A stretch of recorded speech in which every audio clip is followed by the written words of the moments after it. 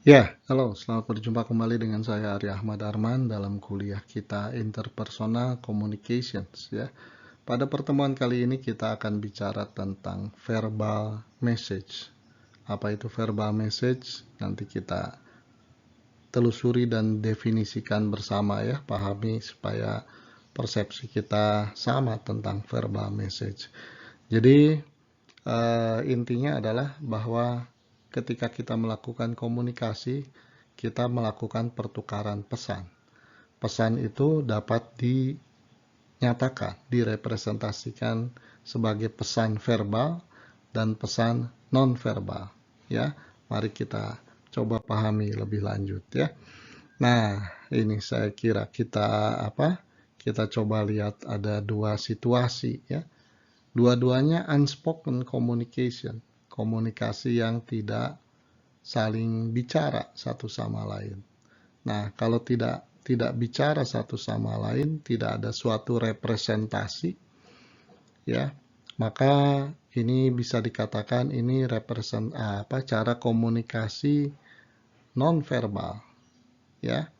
Nah, akan lebih baik komunikasi itu jika diverbalkan. Apa verbal nanti kita lihat ya.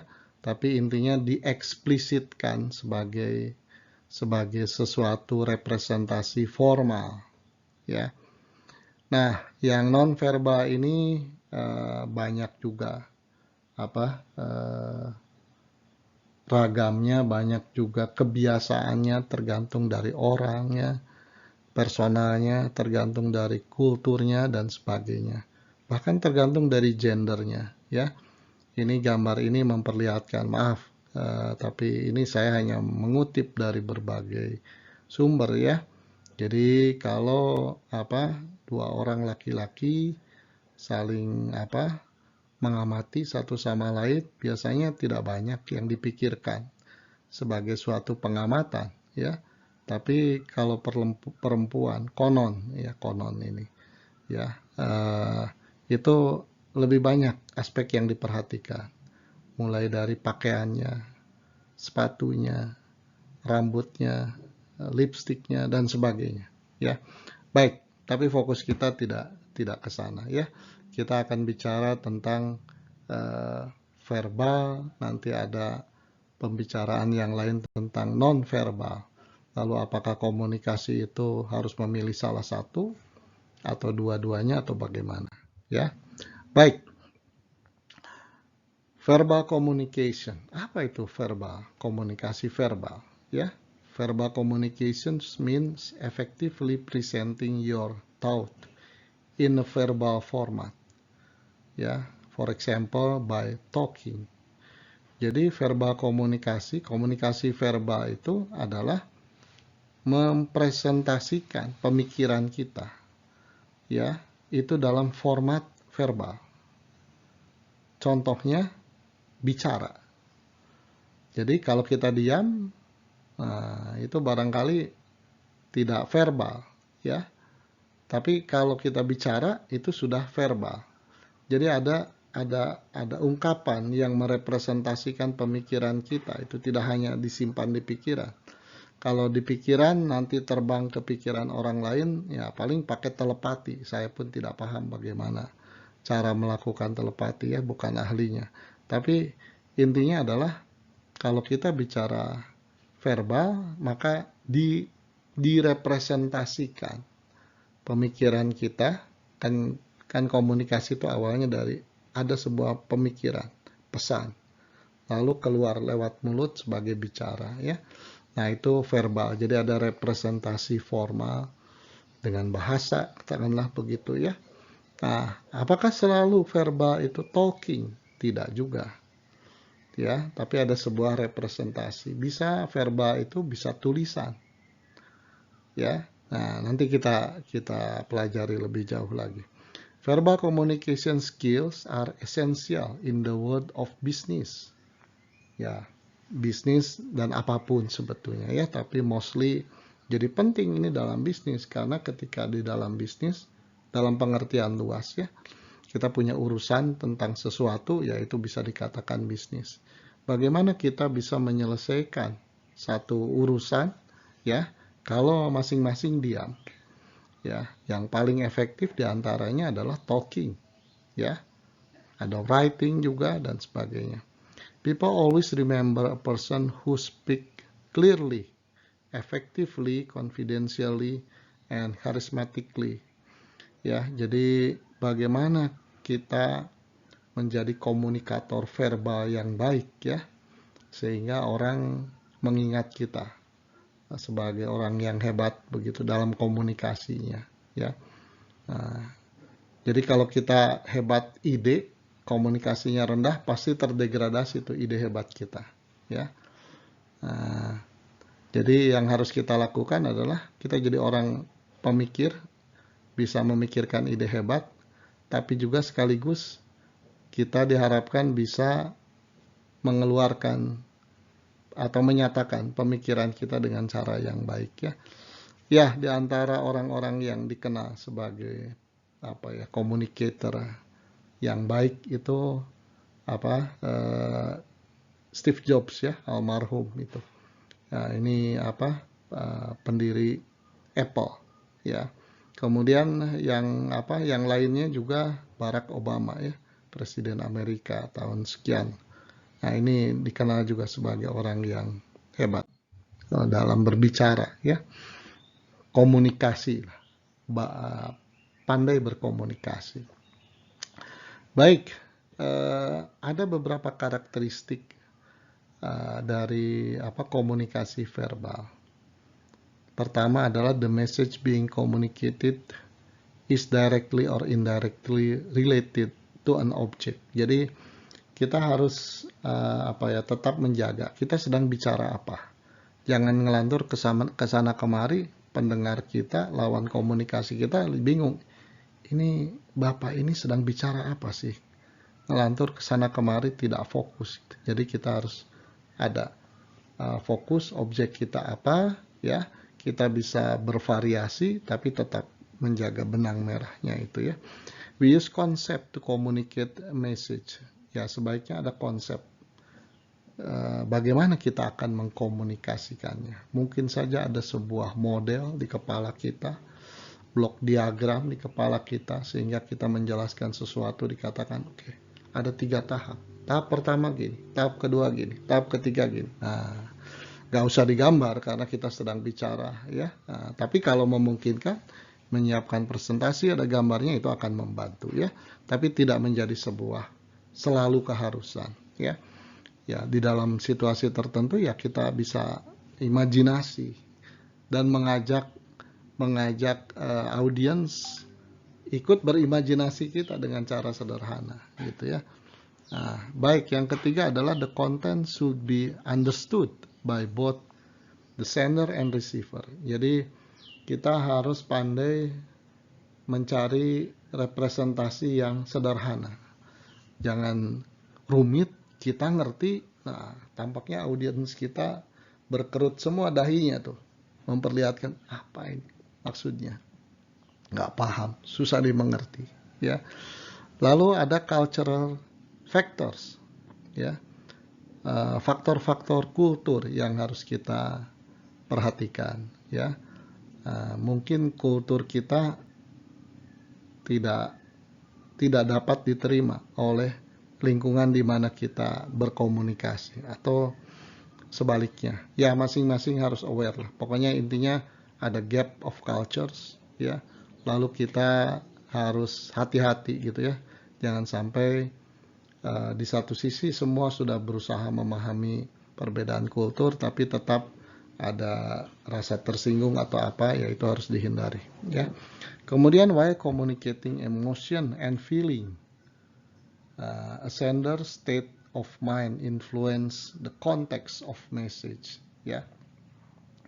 Jadi di satu sisi kita punya emosi barangkali, ya, punya perasaan. Kita juga tetap harus memperhatikan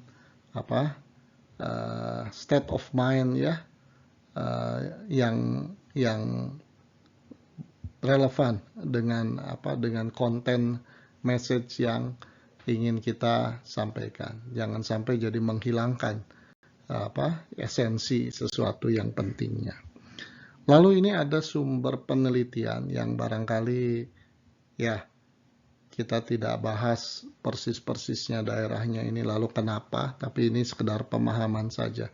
Jadi penelitian ini memperlihatkan ada wilayah di dunia ya yang kulturnya terbentuk sedemikian rupa high context cultures yang warna coklat. Jadi daerah-daerah tersebut itu punya kultur yang secara tidak sengaja terbentuk ya punya sifat kontekstual dalam komunikasi.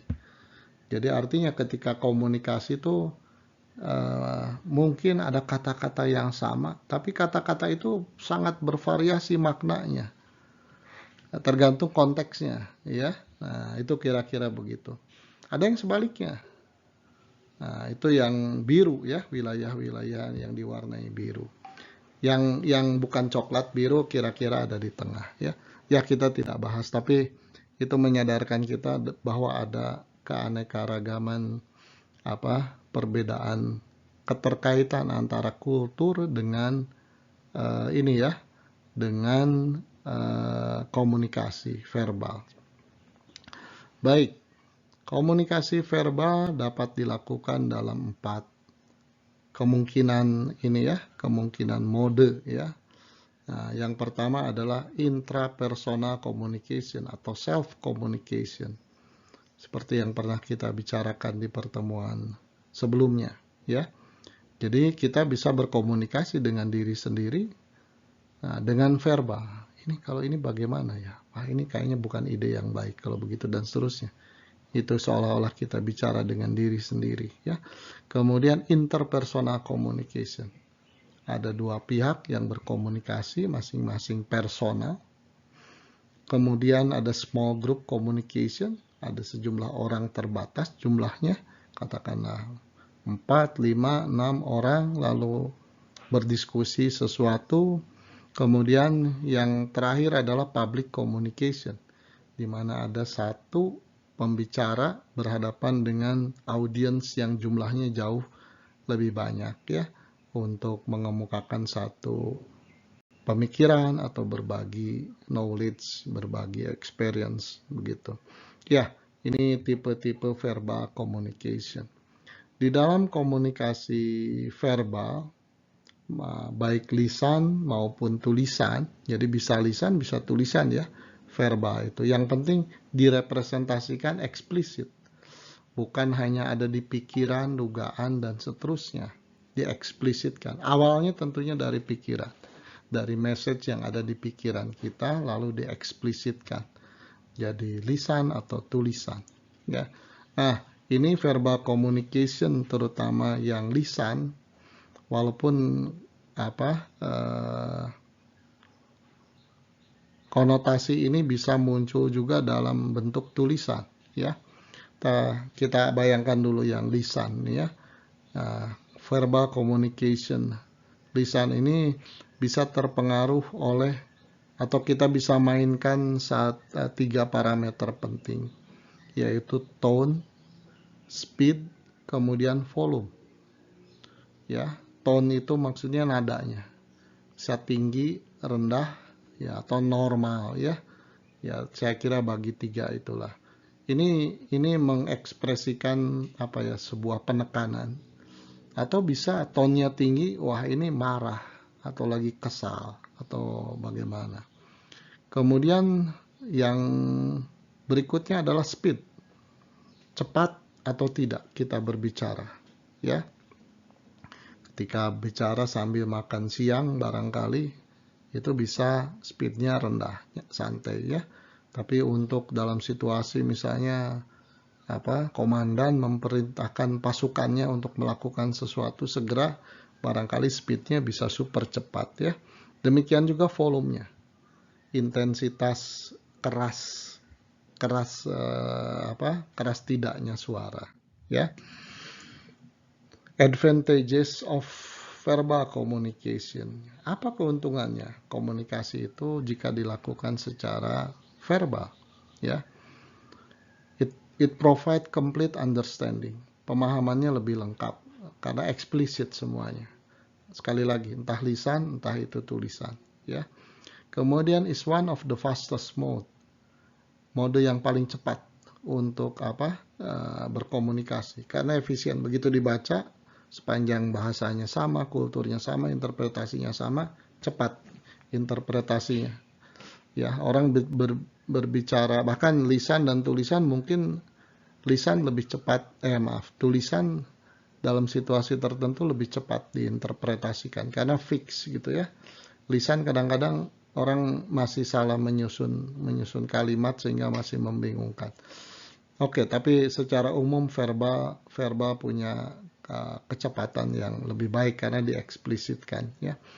Kemudian there is space for providing feedback. Jadi kalau ini verbal, terutama verbal lisan, ya itu memungkinkan kita immediately memberikan feedback ya, bertanya kalau nggak paham dan seterusnya, atau punya pemikiran lain apapun lah.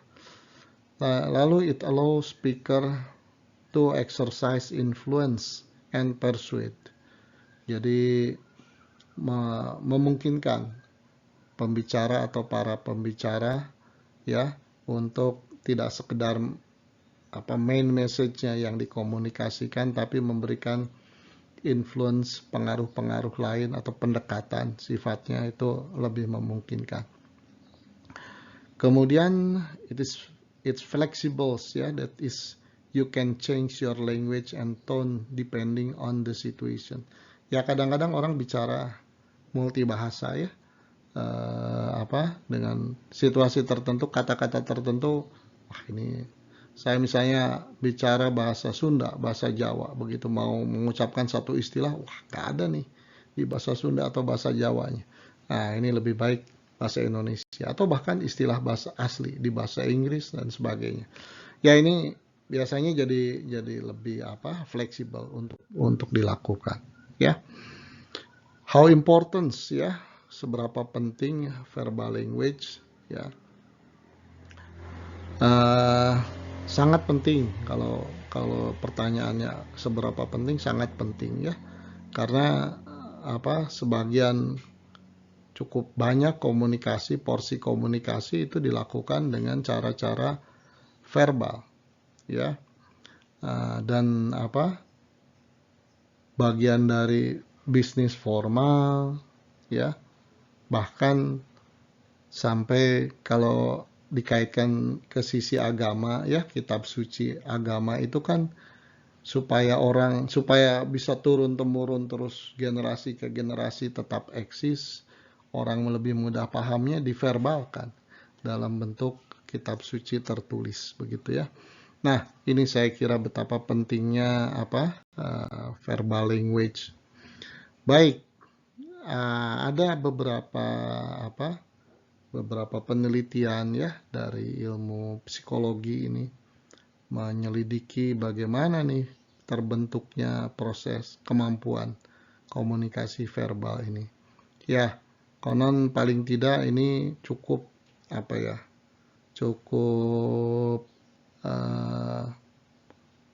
atau ini berkaitan dengan batas umur sekitar 4.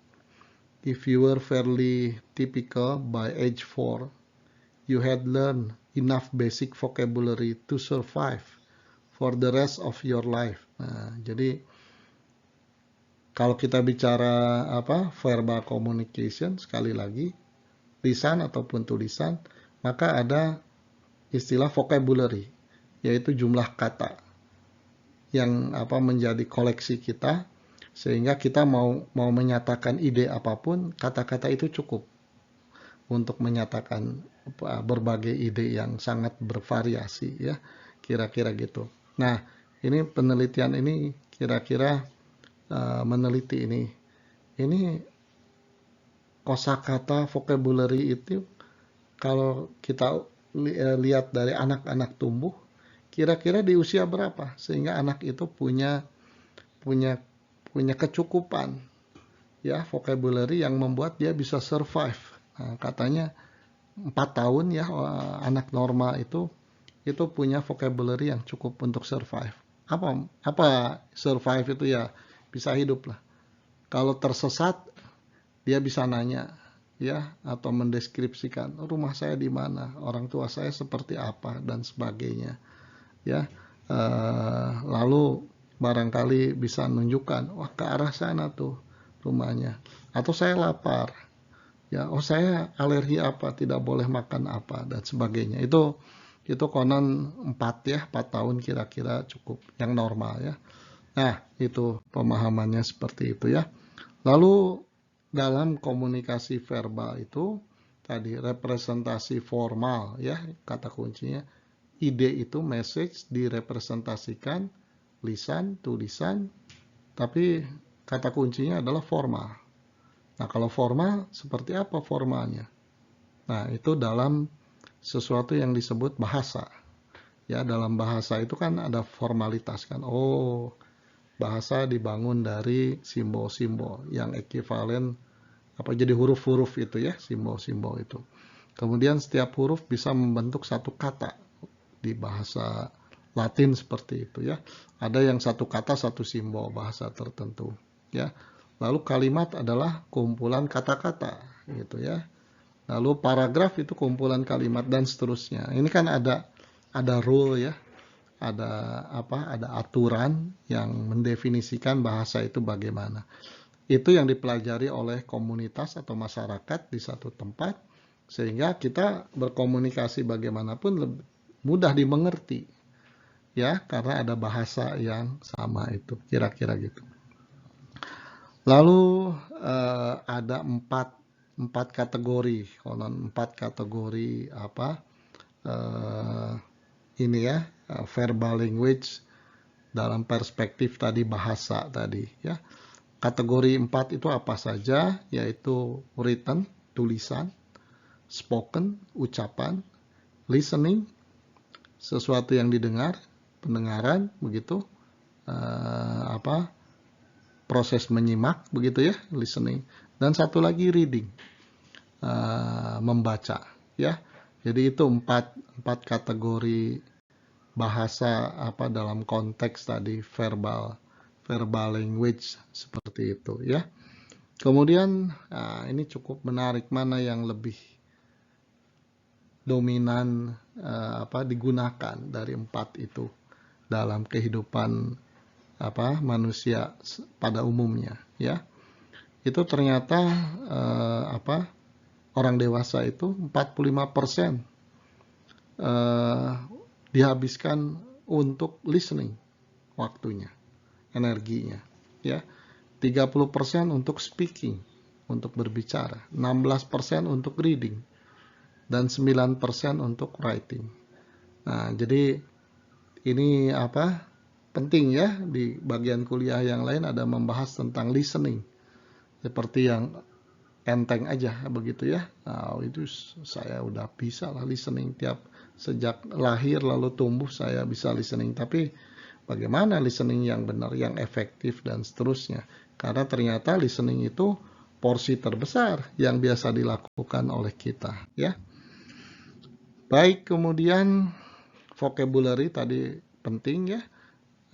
Lalu tadi dikaitkan dengan seorang anak 4 tahun itu punya vocabulary yang cukup untuk tadi survive. Dia bisa hidup, bisa bertanya, hal-hal yang penting, bisa menyatakan lapar, dan seterusnya, menyatakan takut. Ya, jadi kita harus memperkaya vocabulary kita. Makin tinggi vocabulary, makin kemampuan komunikasi verbal kita akan meningkat ya. Kemudian otak kita juga terlatih untuk untuk melakukan processing ya, memproses simbol. Apakah simbol tadi per huruf begitu ya, atau simbol per kata di bahasa tertentu dan sebagainya. Tapi esensinya adalah memproses simbol. Lalu untuk memahami lebih baik begitu ya. Ada satu proses yang disebut cybernetic process. Cybernetic process bisa dipandang seperti dalam gambar yang terpampang ini ya. Jadi itulah otak kita bekerja sebetulnya. Gambarannya begitu. Jadi pertama itu bisa dilihat proses dari kiri ke kanan. Ada input, misalnya kita bicara tentang soccer ball ya. Input, lalu input itu akhirnya disimpan menjadi ingatan dan persepsi pemahaman tentang soccer ball di kepala kita, di storage, di bagian storage kepala kita ya.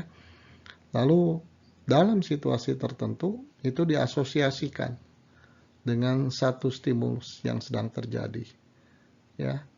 Misalnya kita melihat ada pertandingan soccer ball gitu, langsung kita berasosiasi di kepala kita ya, search, oh itu tuh soccer ball, sebuah knowledge yang sudah saya pahami sebelumnya dapat dari input. Akhirnya barangkali kita mengatakan, oh itu sedang main soccer ball ya. Nah, kira-kira seperti itu ya pemahamannya. Lalu ini memahami karakter manusia ya. Manusia itu sebetulnya imperfect, tidak perfect ya, dan berubah-ubah dari waktu ke waktu dalam batas tertentu ya.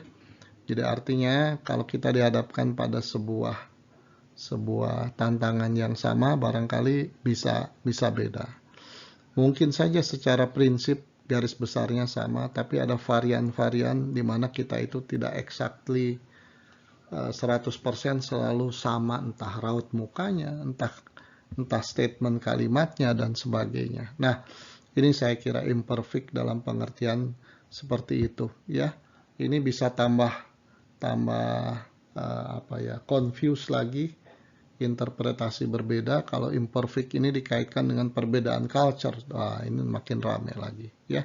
Nah, di lain pihak kalau kita bicara mesin atau sesuatu pemikiran itu dituangkan secara formal dalam verbal language, terutama tulisan ya, ini imperfect ini jadi berkurang nih, karena imperfect ini maksudnya ketika melekat di manusia ya. Manusia bukan makhluk yang sempurna, tapi ketika knowledge, pesan, ide semua jadi buku atau jadi rekaman suara, jadi perfect dalam pengertian tidak berubah lagi ya.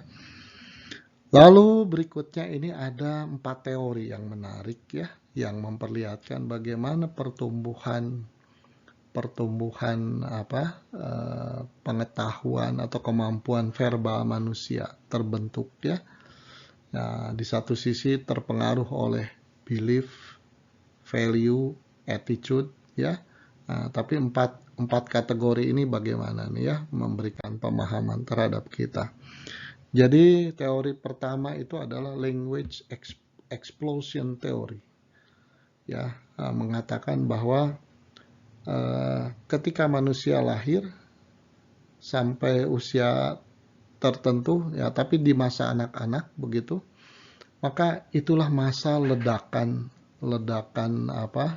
kemampuan berbahasa, language explosion theory ya. Jadi dari tadinya lahir hanya bisa nangis, kemudian diajarkan oleh lingkungannya, disitulah meledak kemampuannya ya.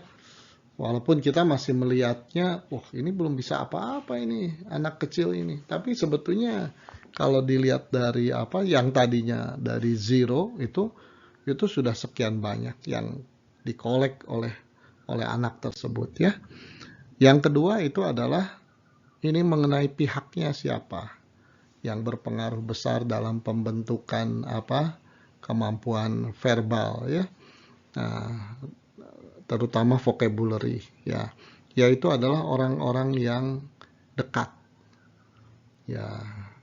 Mungkin kalau dia tipe orang yang dekat dengan keluarga ya, keluarga dekatnya, ibunya barangkali ya, atau pengasuhnya barangkali ya. Lalu Yang ketiga, teori yang ketiga bahwa kemampuan bahasa itu sebetulnya sudah terbentuk sejak ini ya, sejak dalam kandungan, masih berupa janin. Jadi walaupun belum lahir, konon bayi itu sudah mampu mendengar, sudah bisa mendengar sebagian suara lingkungannya. Jadi sebetulnya sudah mulai ada tuh, hanya barangkali belum cukup lah untuk berkomunikasi sehingga tidak begitu lahir langsung bicara gitu ya. Tapi sebetulnya bibit-bibit knowledge-nya sudah ada di kepalanya, di otaknya itu. Ya, kemudian yang terakhir itu social construct of reality theory. Jadi ini the power of language in human communication is profound.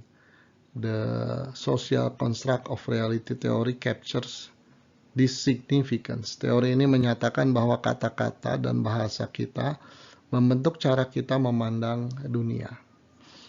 Ya, jadi bukan hanya kata-kata itu merepresentasikan pandangan kita terhadap dunia, tapi ini tolong ini ya, yang biru itu, kalimat yang dicetak biru itu ya. Kata-kata dan bahasa kita membentuk cara kita memandang dunia. Jadi apa yang diajarkan ke kita sehingga kita punya kemampuan verbal language tertentu yang baik begitu, itu sadar tidak sadar membentuk cara kita memandang dunia ya. Nah, apalagi sekarang perkembangan dunia ini banyak dipengaruhi oleh teknologi. Barangkali anak lah barangkali ya yang akrab dengan dunia teknologi, fasih dengan istilah-istilah teknologi, itu akan beda pandangannya terhadap dunia ini. Ada pengaruhnya lah ya, ada pengaruhnya. Jadi bukan semata-mata cara pandangnya pasti sama, hanya bahasanya yang beda. Tidak demikian. Ternyata bahasanya sendiri yang bisa mempengaruhi kemampuan itu ya.